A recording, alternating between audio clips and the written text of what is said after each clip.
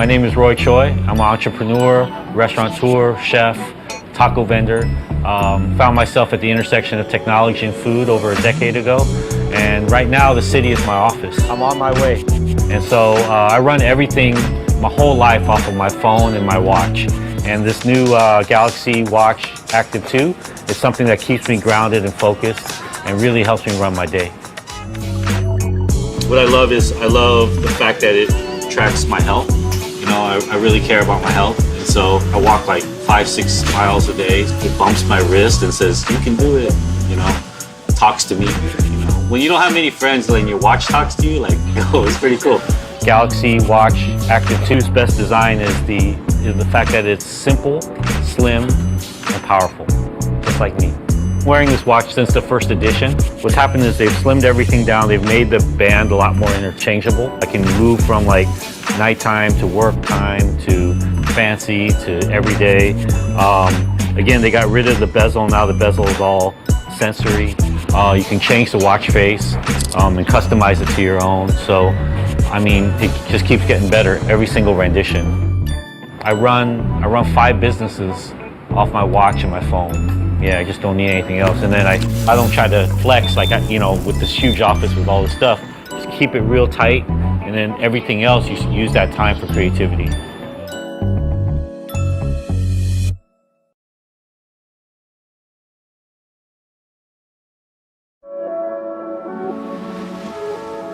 I think triathletes really invented burnout. It's a 24-hour job, so it's very easy to get like completely hooked up with that, and then you're not recovering anymore. I think it's very important to time training and recovery right. So it's not the person who trains the most, but who trains the smartest, the hardest, and has the best recovery. The training is not over when it's over, but it's over when your career is over. I think I'm pretty comfortable outside the comfort zone. I'm really used to like self-inflicted pain. The races you really remember the most are the ones where you have to push the furthest. If you're not able to enjoy the suffering and the pain and see it as something actually good, you have no chance to win any race. Still the rewarding feeling of giving it all and maybe coming away with the win. Even the professionals are sometimes completely different when it comes to recovery and so on. So just like tell somebody, okay, you need to train for 3 days, then you have 1 day rest, and then you train 3 days again and 1 day rest. It's just wrong because everybody reacts different. And therefore you just need ways to measure data of recovery, speed, everything, the impact of training. And without data, you can't do that. That's pretty simple.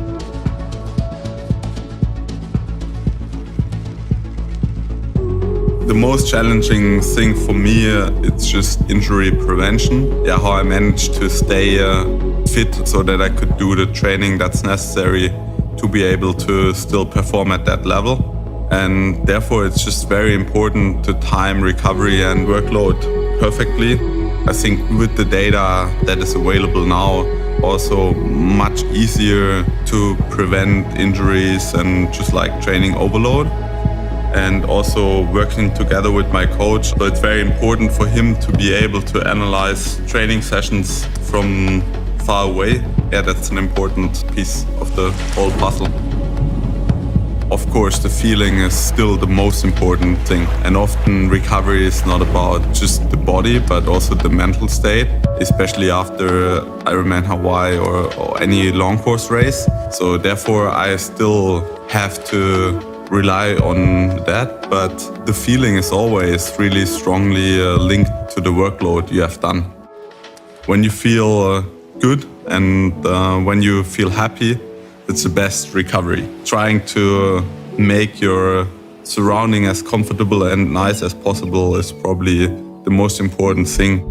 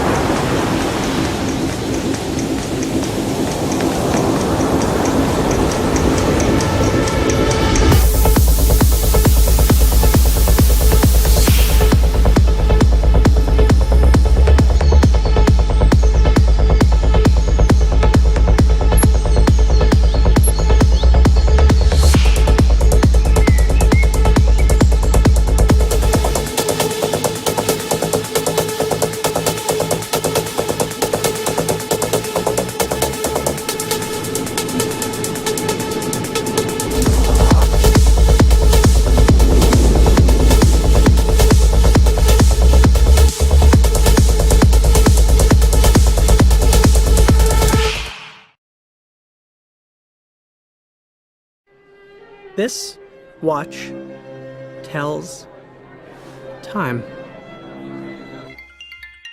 and takes phone calls. This watch tells time and turns on lights and opens up doors.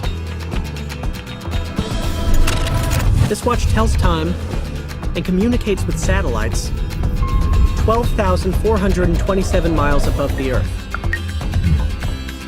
It wakes you up and gets you onto subways and plays every Elton John studio album Hey Siri, play Tumbleweed Connection. ever recorded. Play Goodbye Yellow Brick Road. Play Madman Across the Water. This watch tells time and sets timers and sets your pace and warns you when it's too loud and texts your friends and opens portals.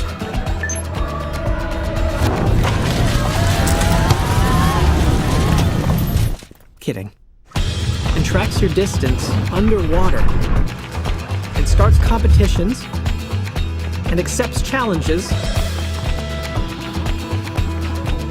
and tracks your workouts and tells you which direction you should be going and reminds you to breathe and has an app that measures the exact timing of the electrical waves traveling through the upper and lower chambers of your heart, otherwise known as an electrocardiogram.